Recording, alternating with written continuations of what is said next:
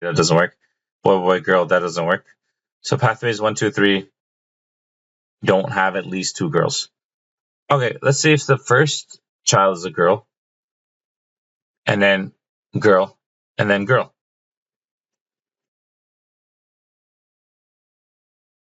Let's just call this pathway 8. And in this pathway, you have 3 girls, but the answer is at least 2 girls, not exactly 2 girls. So you have to be very careful with the wording there. So at least 2 girls includes 3 girls. So pathway 8 also counts as having at least 2 girls. Is there any other pathways? Let's see. Well, let's see if she has girl again, but then she has a boy, but now she has another girl. That'll be pathway 6. Well, that was girl, boy, girl.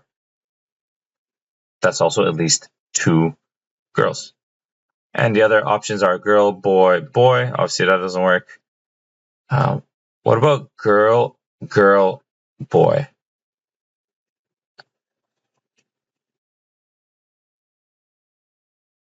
Pathway 7 here.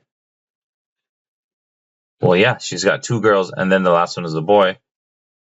That counts as having at least 2 girls. So there's 4 possible pathways out of 8 total possible outcomes. So the answer is 4 out of 8, and obviously you can write that as a fraction or as a reduced fraction, and you can write that as a decimal, and you can write it as a percent.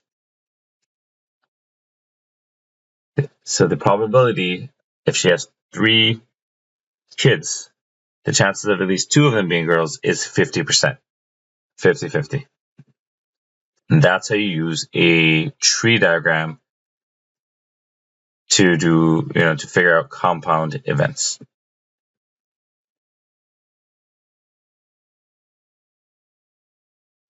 Okay. Now, experimental probability. What's going on here? Theoretical probability tells us what we should expect to see. Experimental probability is based on an experiment we conduct. So this is different. Theoretical means it's all in your mind. You're like thinking. It's theory. It's just you're just thinking out loud. Like, okay, if I had 3 children, and like what are the chances? And what ends up actually happening is different, because you can't predict the future. Sometimes anything can happen. So you can have, like, let's say 3 different couples, and they all had 3 kids, and you know what? Let's say all of them, let's say, had 3 boys. What are the chances? Very low, but that's experimental probability, meaning it has something to do with the actual numbers, not the theory, like not in your mind. So here, I'll give you an example here. Greg rolls a standard 6-sided dice 18 times. So you threw it 18 times. His results are below. What is the experimental probability that he rolls a 1? So a theoretical probability would have been different. Theoretical probability, you would have done 18, you would have done a tree diagram, and you would have had 6 options, and each time you would have had 6 options, and then you kind of like count the different pathways. Obviously, there's an easier way of doing that, but for now, that's what you're going to do. But let's say there's an experiment done, and Greg rolled the dice 18 times. So you should have 18 numbers here. Let's see, 1, 2, 3, 4, 5, 6, 7, 8, 9, 10, 11, 12, 13, 14, 15, 16, 17, 18. Perfect. Makes sense. So we have 18 numbers here. Let's count. What is the experimental probability that he rolls a 1? Well, how many times did he roll a 1?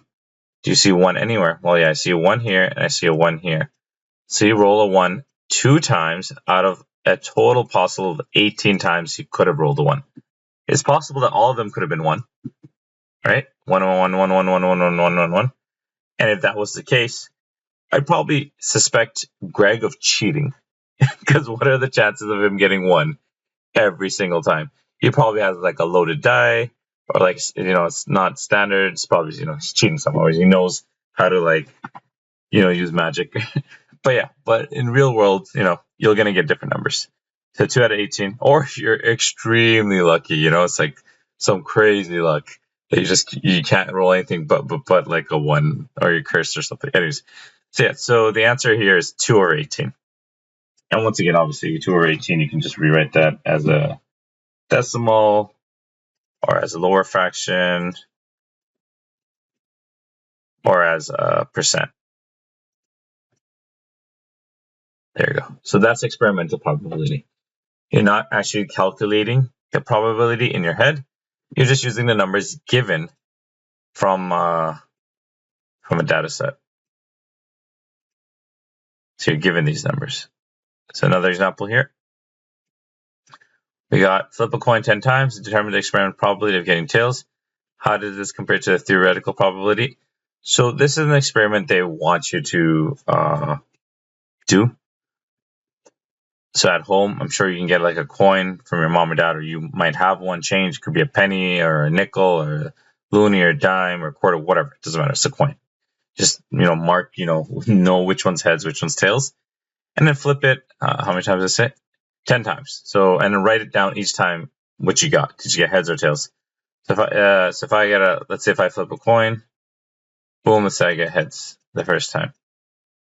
And that's the first time. And then, you're going to do it 10 times to keep track. Oops. So we can probably do this right now. Coin, flipper.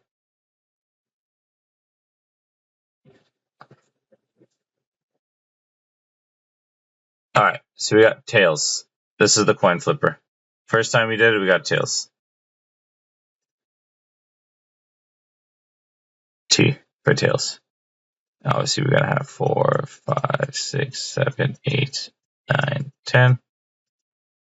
Flip again. We got heads. H. Flip again.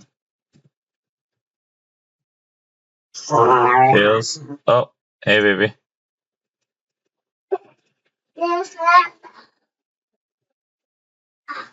You got heads.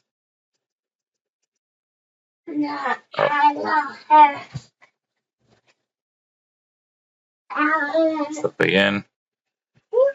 You got heads.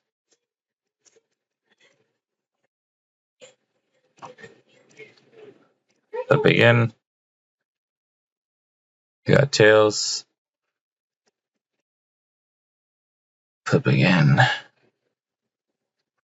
We got tails. Flip again. We got tails. Hold on. 1, 2, 3, 4, 5, 6, 7, 8. Yeah, and 2 more. Flip again. We got tails. And then flip again. We got heads. Okay. So this is our experiment. I didn't actually do a real coin. I did a virtual digital coin, but that's fine. Let's count. We know it's out of 10. And did the question specifically say heads or tails? Tails. Okay, so let's count how many times the tails happen. So we got 1, 2, 3, 4, 5, 6. Tails happen 6 out of 10 times. Meaning that is 60%. 60%. And if you did the theoretical properly, I'm not going to do it. Yeah, maybe. If you did the theoretical probability, you would know that theoretical probability is actually 50%. So that's theoretical property, and this is the experimental property. So what we actually ended up getting in our experiment. To see how they're different, they don't have to be the same. They can be the same. Okay, so that was that. All right, we got problem solving. We got a bag of Reese's Pieces, and we know the Reese's Pieces has yellow, brown, and orange candies. While eating them, you notice that out of 24 pieces you ate, 10 were orange. If you were to pull out another piece of candy, what is the probability that it would be orange? Oh, this is This is a good question. This is tough.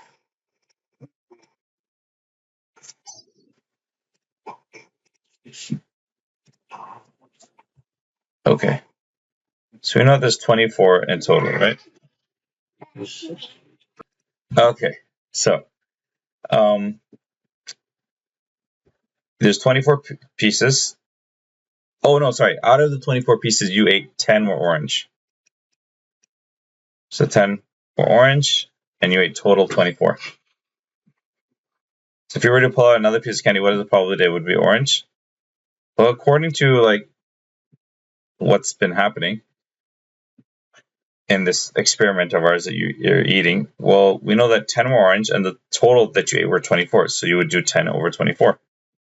Obviously, you can write that as a decimal and fraction and whatnot. So 0.4, that's it, 2, we're just going to round, or 42%. Pretty straightforward, I would say.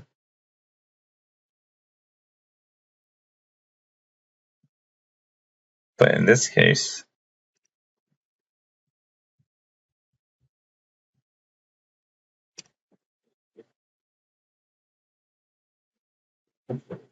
problem solving, 5 over 12. In case you're wondering, 5 over 12 is the same thing as 10 over 24. Okay.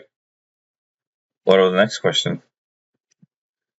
What if we have a bag of Reese's Pieces, contains yellow, brown, and orange, and while eating them, you notice 24 pieces you ate, 10 orange. If you took out 9 more candies, approximately how many will be likely be orange? So good question. So this is hard now. This is where it gets difficult. So you ate 24, 10 more orange. Now you're going to eat 9 more candies. Out of those 9, how many are going to be orange? Maybe 1 out of those 9, 2 out of those 9. What do you guys think? Well, what do you have to do?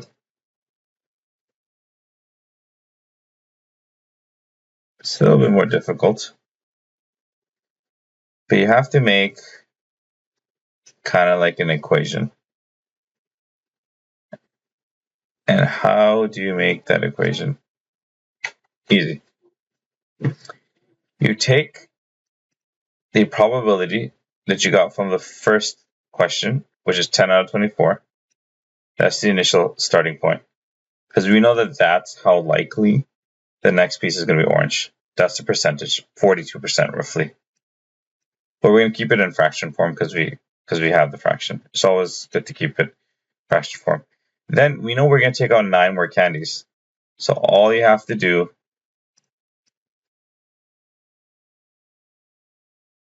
is this. If you took out 9 more candies, you just take that initial fraction that you got from the first example A, question A, and then you times it by 9. And that is going to show you how many of those 9 candies are going to be orange. And if you don't know how to multiply fractions, it's pretty straightforward. You convert both numbers into a fraction if they're not already written in fraction form. So 9 is not really written in fraction form, but any number, any whole number is just 9 over 1. 5 times 9 is 45. 12 times 1 is 12. And that's how you multiply fractions. You just multiply the 2 top numbers and the 2 bottom numbers. And now, what is 45 divided by 12? The answer is 3.75. It's approximately between 3 and 4 are going to be orange. So yeah. And this is once again theoretical. When you pull out the 9 candies and actually count, that will actually tell you the experimental probability of how many orange. Maybe you got really lucky and the 9 candies you pulled out, all of them are orange. That's some crazy luck. But it can happen, it's possible. Or maybe you took out 9 candies and 8 of them were orange. And 1 was brown or something. So experimental probability is different than theoretical probability. Theoretical is what should happen based on math. But in the real world, it's not always 100%, right? Like the math sometimes